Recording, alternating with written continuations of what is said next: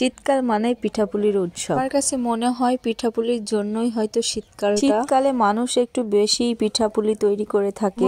আমার মাও আজকে পিঠা তৈরি কাজ শুরু করে দিয়েছে। শিলপাটায় চাউলগুলো বেটে আটা তৈরি করছে। আটা প্রসেসিংটা হয়ে গেলে দেখেন কত সুন্দর করে আটাটা তৈরি করছে পিঠার জন্য। আটাটা যখন তৈরি হয়ে যাবে তখন কিন্তু এই যে এমন করে আটাটা হাত দিয়ে চাপ দিলে আবার ভেঙে যাবে, কোন রকম দলা তৈরি থাকবে না এর ভিতরে। আমরা কিন্তু আজকে সিদ্ধ চাউল দিয়ে এই পিঠাটা তৈরি করছি। এর সাথে খেজুরের গুড় আর নারকেল কোরানো আছে। আজকে কিন্তু আমরা মাটির চুলায় ভাপা পিঠা তৈরি করছি। ফার্স্টে আমার মা এখানে কিছুটা আটা দিয়ে দিয়েছে, দেন সুন্দর করে এটা চেপে চেপে এর সাথে বসিয়ে তার উপরে খেজুরের গুড় দিয়ে দিচ্ছে। চারিদিকে ছড়িয়ে এই গুড়টা কিন্তু দিতে হবে, যে যেমন মিষ্টি খায় সে সেরকম ভাবেই দিতে পারে। আমরা আমাদের মতো করে দিতেছি এই জায়গায় খেজুরের গুড়টা। দেন এর ওপর কিছুটা নারকেল কোরানো ছড়িয়ে দিচ্ছে। নারকেল দিলে পিঠার স্বাদটা দ্বিগুণ বেড়ে যায় আর খেতেও অনেক সুস্বাদু লাগে। পরে আবার আটার কিছুটা মিশ্রণ দিয়ে আলতো হাতে এটাকে চেপে চেপে দিচ্ছে। খুব বেশি চেপে দিলে আবার এই পিঠাটা ফেটে যায়। দেন একটা নেট জালের সাথে এটা পেঁচিয়ে ভাপা পিঠা তৈরি ছাঁচের উপরে দেওয়া হবে। এখানে একসাথে 4টা করে পিঠা দেওয়া হবে। এই ছাঁচের নিচে একটা পাত্র আছে যার ভিতরে গরম পানি রাখা আছে, তার উপরেই কিন্তু এই ছাঁচটা বসানো রয়েছে। ছোট ছোট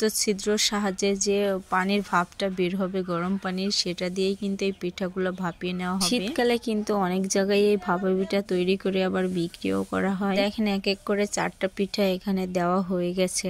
এরপরে একটা ঢাকনা দিয়ে এটা ঢেকে দেওয়া হবে, যাতে করে এই ভাপটা যেন বের হয়ে না আসে বাহির থেকে। দেন কিছুক্ষণ পরে ঢাকনাটা উঠিয়ে পিঠাটা নামিয়ে নেওয়া হবে। ঢাকনাটা ওঠানোর পর এর ভেতর থেকে কত ধোঁয়া বের হচ্ছে। এই ধোঁয়াই কিন্তু এই পিঠাটা ভাপানো হয়েছে। পিঠাটা কিন্তু তৈরি হয়ে গেছে। দেখেন কতটা সুন্দর হয়েছে পিঠাটি, কতটা সফট আর লোভনীয় লাগছে দেখতে। আর পিঠার ভিতরটাও দেখেন কতটা সুন্দর হয়েছে। তখন ধরে যারা ভিডিওটি দেখেছেন তাদের সকলকে অসংখ্য ধন্যবাদ। আর ভিডিওটি যদি ভালো লেগে থাকে অবশ্যই একটা লাইক, কমেন্ট ও চ্যানেলটি সাবস্ক্রাইব করে আমাদের পাশে থাকবেন। নিজে নিজে কিন্তু কখনো সফলতা অর্জন করা যায় না। সবাই যদি সবার পাশে দাঁড়িয়ে যদি ভালোবাসা দেওয়া যায় তাহলে অবশ্যই সফলতা সম্ভব। নেক্সট ভিডিওতে আবার দেখা হবে।